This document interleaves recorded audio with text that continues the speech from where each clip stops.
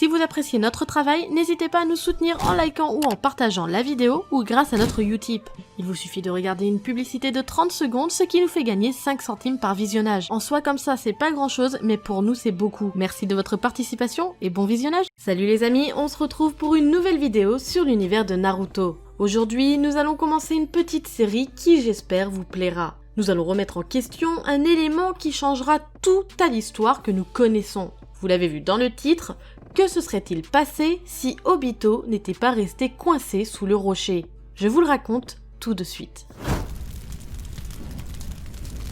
Nous sommes en pleine guerre ninja. L'équipe de Kakashi s'est retrouvée en mauvaise posture face à l'ennemi. Kakashi lui-même a été blessé et a perdu l'usage de son œil droit. Mais ce n'est pas le pire. Alors qu'il tentait de quitter une grotte en plein effondrement, Obito, en voulant protéger son ami, s'est retrouvé pris au piège sous un énorme rocher. Pensant son heure arrivée, Obito demanda à Rin de greffer son œil droit à Kakashi, prétextant être le seul à ne pas lui avoir offert de cadeaux pour sa promotion. Alors que Kakashi était prêt à prendre Rin par la main pour la sauver, il eut un flash des paroles de Obito au sujet des ninjas préférant continuer une mission plutôt que de penser à ses camarades. Grâce à l'adrénaline, Kakashi et Rin, en utilisant leur dernière réserve de chakra, réussirent à soulever le rocher assez pour pouvoir extirper leur ami. Obito avait la partie gauche de son corps complètement broyée. Rin pensait déjà aux heures et aux réserves de chakra qu'il faudra pour le remettre sur pied. Le nombre est certes important, mais ce n'est pas impossible. Tous les trois sortirent de la grotte. Kakashi attaqua le ninja qui montait la garde pendant que Rin aidait Obito à avancer. Quelques instants plus tard, Minato rejoignait son équipe. Son pressentiment était bon. Son équipe était en très mauvais état. Il fallait les ramener au village le plus rapidement possible. Il aura fallu une année entière pour que Obito retrouve l'usage complet de son corps. Heureusement pour lui, la princesse Tsunade a dirigé les équipes de soins pour réparer ses os brisés et reconnecter ses nerfs endommagés. Le plus dur était passé, mais il restait encore un long chemin à faire avant que Obito puisse être 100% opérationnel. Obito passera des jours, des semaines, des mois à s'entraîner, dans l'espoir d'être prêt à rejoindre son équipe et être auprès de Rin afin de la protéger. Un matin, Kakashi et Rin sont venus prévenir Obito qu'ils étaient engagés pour une mission au pays de la pluie. Obito voulait les accompagner, mais Rin l'en dissuada. Il n'était pas encore prêt. Kakashi lui promit de ramener Rin saine et sauve. Obito continua alors son entraînement, mais un soir, alors qu'il rentrait chez lui, il avait un mauvais pressentiment. Il prépara rapidement ses affaires et partit pour rejoindre ses amis. Grâce à la paire de pupilles qu'il partageait avec Kakashi, il était simple pour lui de retrouver leurs traces.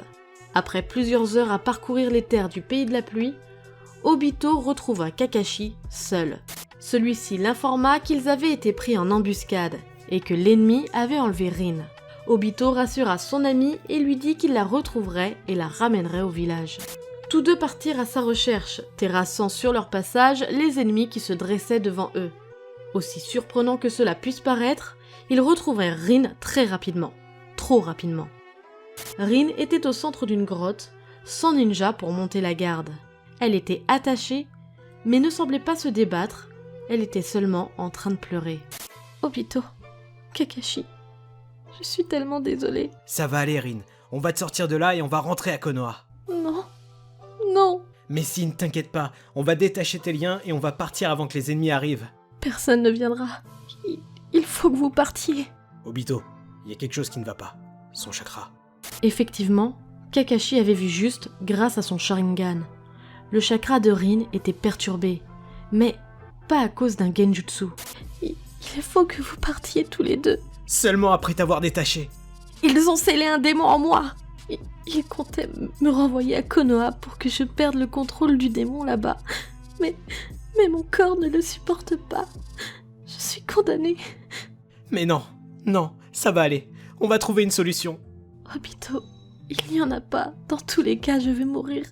Juste, s'il vous plaît, faites-moi une faveur, tuez-moi.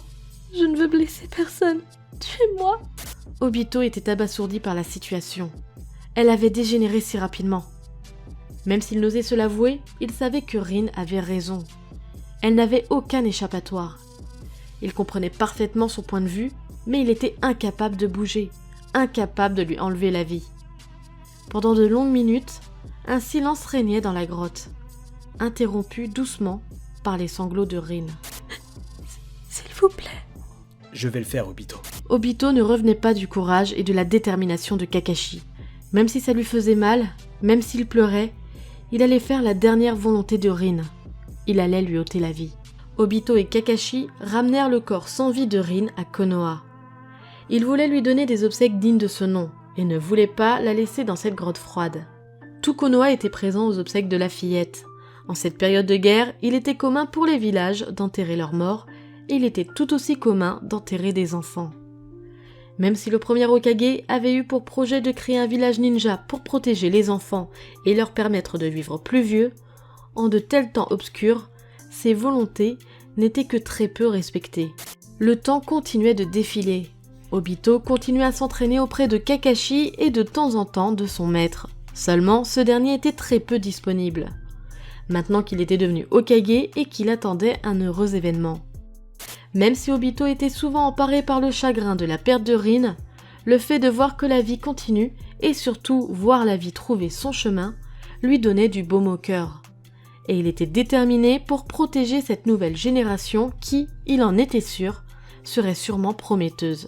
Voilà maintenant quelque temps que la guerre était terminée, et Obito était heureux de voir le village de Konoha se relever. Le chef de la police, Fugaku Uchiwa, lui aussi venait de devenir pour la seconde fois papa. Obito avait réussi à obtenir une promotion. Il voulait, en supplément de ses missions, enseigner aux jeunes apprentis ninjas les rudiments de leur art. Il passait également beaucoup de temps avec la jeunesse de son clan, tels que Itachi ou encore Shisui. Seulement, quand le ciel est trop bleu, des nuages viennent le recouvrir. Obito avait été dévasté par la disparition de Shisui, et il avait eu vent des manigances de Danzo. Il en avait touché 2 mots à l'Hokage, seulement celui-ci avait les pieds et mains liés par le conseil. Ce conseil voulait restreindre la puissance des Uchiwa, de crainte que ce clan ne tente un coup d'état. Obito se retrouvait entre 2 feux, d'un côté son clan qui commençait à ne plus supporter l'acharnement qu'il subissait, et de l'autre l'autorité de Konoha qui craignait le clan Uchiwa. Obito ne comprenait pas pourquoi, tout d'un coup, les Uchiwa étaient devenus des scélérats. Pendant de nombreuses générations, la cohabitation s'était très bien passée. C'était d'ailleurs le souhait du premier du nom. Que faire ? Comme un coup du destin, un soir, une attaque eut lieu. Obito et sa promotion, alors âgés de 16 ans, furent face à une attaque inattendue sur le village. Enfin, pas exactement. L'homme masqué qui se présenta à eux tenait dans ses bras un jeune bambin. Ses cheveux blonds permirent à tous de l'identifier. C'était le fils de l'Hokage, le jeune Naruto. L'individu avait profité que les parents de l'enfant soient en mission pour attaquer. Il avait abattu la nourrice de l'enfant, la femme du 3e, et décrétait vouloir voir Kushina Uzumaki. L'homme avait tout prévu. Il savait exactement quand devait revenir la femme et était bien déterminé à atteindre son but. Kushina venait de revenir au village et s'attaqua à l'individu qui avait enlevé son fils. L'homme masqué balança l'enfant dans les airs qui fut rattrapé in extremis par Obito. Proche de l'ennemi, Obito put voir ses pupilles et fut choqué. Les Sharingan. L'homme, sous son masque, était un Uchiwa. L'individu était agile et puissant. Il réussit rapidement à venir à bout de Kushina, enfin, c'est ce qu'il laissait paraître. Kushina s'arrêta net et, d'un coup d'un seul, lâcha son contrôle sur le démon à queue. La jeune femme disparut et laissa apparaître Kyuubi, prêt à tout dévaster. Alors que la police de Konoha évacuait les villageois, les sections d'Anbu et de Junin partaient au front contenir la menace. Obito et tous les autres de sa promo étaient abasourdis par l'événement qui se déroulait sous leurs yeux.